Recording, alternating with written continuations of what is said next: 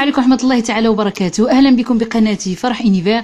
في هذا الفيديو سوف نتكلم دائما عن جديد بلجيكا بخصوص هذا المرض الذي أصبح هاجس كل دول العالم. ولكن قبل أن أبدأ هذا الفيديو أتمنى لكل من دخل أول مرة قناتي أن يشترك بها ولا تبخلوا علي بإعجاباتكم وتفعيل الجرس ليصلكم كل جديد. وأهلا بكم دائما بقناتي فرح. لا يزال فيروس كورونا ينتشر بشكل سريع ببلجيكا، حيث تتزايد الإصابات يوما بعد يوم على الرغم من طمأنة السلطات الصحية للمواطنين وإشاراتها المستمرة للوضع بأنه تحت السيطرة. في تقريره اليوم الاثنين 10 من شهر غشت يعني أغسطس، أعلن معهد الصحة البلجيكي سيانسانو أنه تم تسجيل 580.1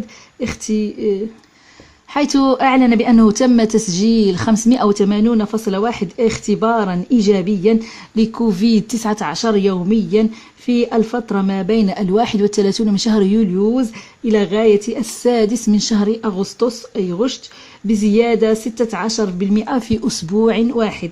وبحسب معهد سيانسانو، إذا كان المؤشر لا يزال يظهر زيادة في الإصابات، فإن تطور الفيروس يبدو أنه يتباطأ إلى حد ما مقارنة بالزيادة التي تم تسجيلها في نهاية يوليوز، أي التي سجلت سابقا يعني 104%. يعني الآن أصبح تباطؤ في يتباطؤ يعني جمود في هذا الفيروس. يعني هذا أمر إيجابي رغم أنه بشكل قليل. وحتى اليوم وصل إجمالي الإصابات بالفيروس في بلجيكا 74,152 إصابة منذ بداية الوباء، أي بزيادة قدرها 751 حالة جديدة عن يوم الأحد. وارتفعت الإصابات الجديدة بشكل مضطرد لمدة أسابيع، لكن يبدو أن انتشار الفيروس يتباطأ إلى حد ما، وهذا يعني أمر إيجابي.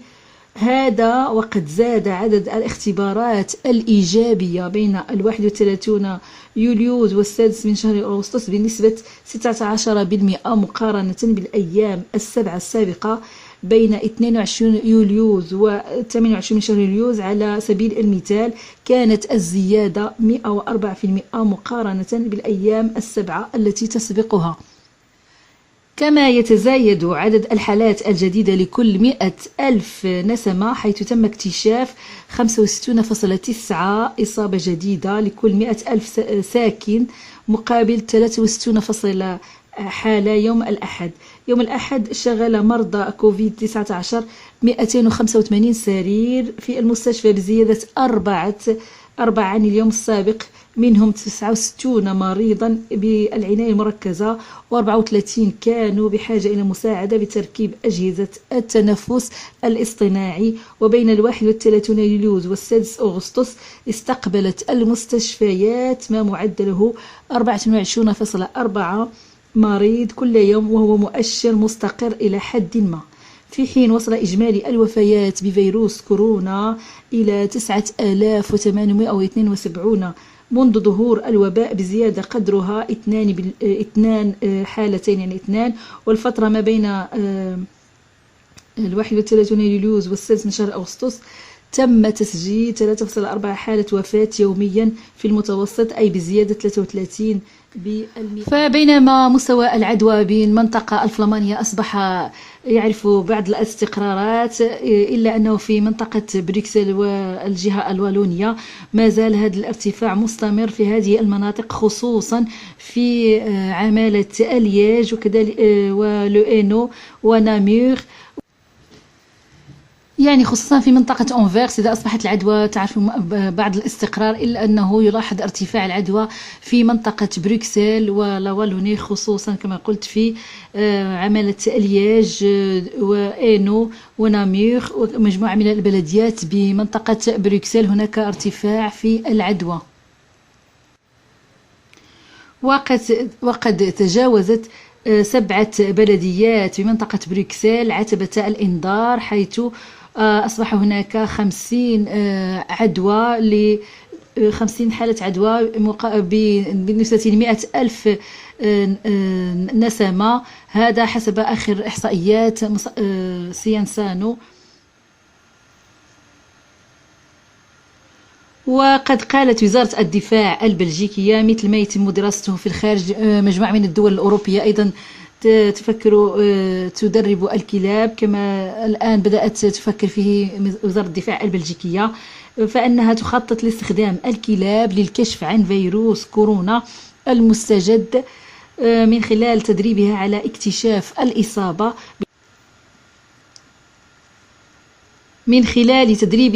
اكتشاف الإصابة وهي تقنية من المفترض أنها أسرع وفعالة. فخلال زيارة وزير الدفاع فيليب غوفين الجمعة لمقر هذه الوحدة الواقعة في أود هيفيرلي جنوب مدينة لوفن، قال القائد لانغ الذي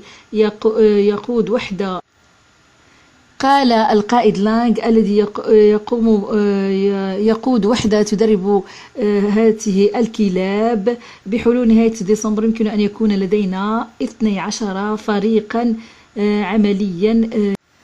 يعني هذه التدريبات قامت بها من قبل مثلا دولة فرنسا وكذلك ألمانيا ومجموعة من الدول التي بدأت تدرب هذه الكلاب لاعتماد عليها في اكتشاف هذا المرض، خصوصا في الأماكن مثل المطارات وغيرها.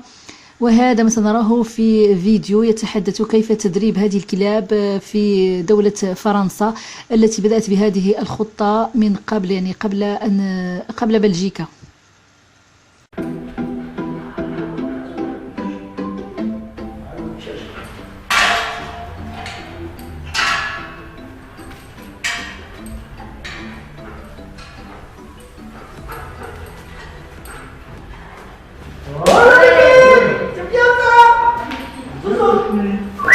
On fait assimiler au chien sa récompense à l'odeur. Donc là, le chien, quand il marque cette odeur, eh ben, on lui envoie directement sa récompense pour lui faire comprendre qu'il a bien réagi sur l'exercice.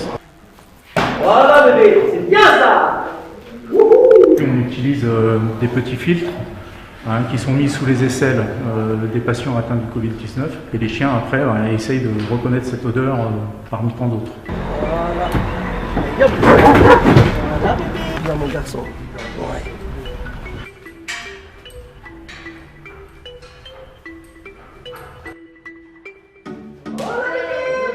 Voilà Doudou, c'est bien ça. Voilà. La première interrogation pour nous, c'était de savoir s'il y avait une spécificité ou pas dans l'odeur de la sueur des patients atteints. Jusqu'à maintenant, ça fonctionne, donc ce qui signifie qu'il y a bien une flux spécifique pour les patients qui sont Covid+. Puis derrière, le travail des chiens, il va nous faire la démonstration et très très vite, on aura des données qui seront de plus en plus fiables. Non.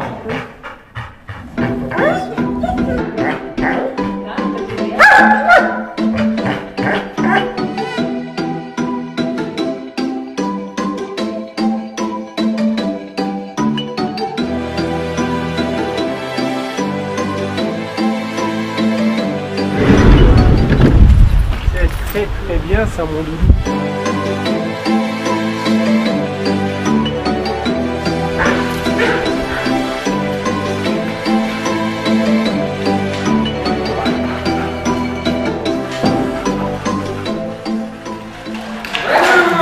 À partir de là, on va sans doute travailler sur la qualité des prélèvements pour faire en sorte qu'on ait plus de sueur présente sur les patients positifs, pour que donc derrière il nous suffira de former plus de chiens, de valider la méthode. On peut d'ici 3 semaines être capable de dire voilà, on a des chiens qui sont capables de. Tout ce qu'on peut souhaiter, c'est que ce soit mis au service du public le plus tôt possible.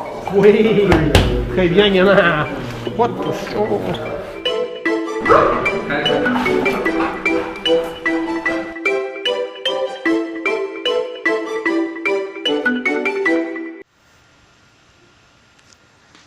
وليس بعيدا عن بلجيكا أيضا فرنسا نظرا لارتفاع العدوى أيضا بمجموعة من المناطق الفرنسية أصبحت أيضا تجبر الأشخاص في مجموعة من الأماكن على ارتداء الكمامات في الأماكن العامة.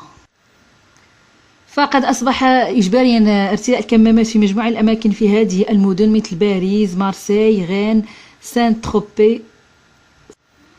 سان تروبيز، تولوز، أنيسي، نيس، يعني مجموعة من المدن التي أصبحت الآن تجبر الأشخاص على ارتداء هذه الكمامات. فمنذ 20 من شهر يوليوز 2020 أصبح ارتداء الكمامات إجباريا في المناطق العامة المغلقة، وكذلك في المتاجر التجارية ولمارشي كوفير والأسواق المغطاة، وكذلك في المكتبات وغيرها من صالات الألعاب، وهذا بسبب ارتفاع العدوى الكثير. وأصبح أيضا الكمامات إجبارية في مدينة باريس مؤخرا في مجموعة من المناطق العامة ابتداء من 10 من شهر غشت.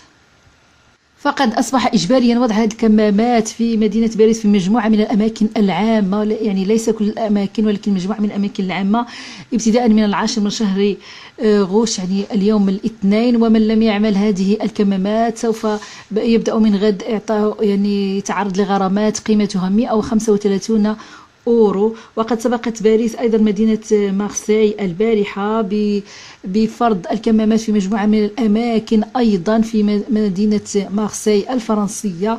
كل هذا سنراه بهذا الفيديو. Des masques sur le bras ou accrochés aux poussettes. Ce matin sur les quais de Seine, le masque est partout, mais rarement sur le nez.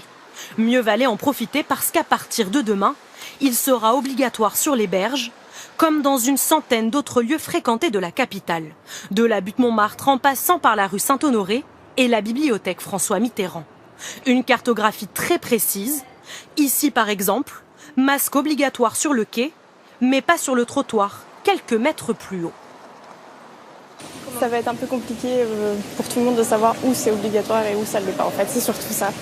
C'est normal, s'il y a des agglutinations de personnes, c'est normal. S'il y a beaucoup de fréquentation, ça me paraît intéressant, effectivement. Après, à une heure comme celle-là, effectivement, c'est peut-être pas nécessaire. Selon la mairie de Paris, cette obligation vise à limiter la propagation du Covid-19, alors que la capitale voit le nombre de cas augmenter. Une décision qui serait avant tout pédagogique. C'est pas dès demain 8h que les carnets de contravention vont sortir. Vous aurez aussi une indication rue avec port du masque obligatoire ou pas.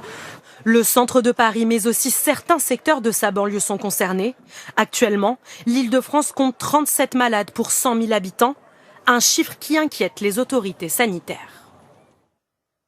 Et une obligation déjà en vigueur depuis hier à Marseille. Bonjour Noémie Dahan. Chez vous, donc ce sont des zones entières où le masque est désormais obligatoire. D'ailleurs, vous en portez un car vous vous trouvez sur le Vieux-Port. Oui, absolument Jean-Baptiste, mais vous allez voir que ce n'est pas aussi simple que cela, car à Marseille, le port du masque est obligatoire, mais dans 3 lieux différents et à des horaires distincts. Alors par exemple, ici, sur le Vieux-Port où je me trouve, je porte le masque puisqu'il est obligatoire de 10h jusqu'à 4h du matin. Mais si je me déplace un petit peu plus loin, dans l'hypercentre, vers le cours Julien, quartier de la Plaine, quartier un peu plus festif avec des bars, des restaurants, là, il est en vigueur à partir de 19h et jusqu'à 4h du matin, et même scénario près du bord de mer vers l'Escale Borély. Alors avec cette réglementation, les Marseillais et les vacanciers que nous avons rencontrés ont du mal à s'y retrouver. Pour le moment, pas de verbalisation, mais dans quelques jours, les forces de l'ordre pourront dresser un procès-verbal de 135 € pour les réfractaires et les récalcitrants. À Marseille, le port du masque est en vigueur jusqu'au 31 août prochain. هكذا نصل إلى نهاية الفيديو الذي أردت من خلاله إعطاءكم بعض المعلومات عن نتائج هذا المرض ببلجيكا. وفي آخر الفيديو تكلمت أيضا عن فرنسا التي تعرف أيضا ارتفاع العدوى كمجموعة من الدول الأوروبية الأخرى. وفي نهاية الفيديو أتمنى لكم الصحة والعافية وألا تبخلوا عليه بإعجاباتكم، وأهلا بكم دائما بقناتي فرح أونيفير.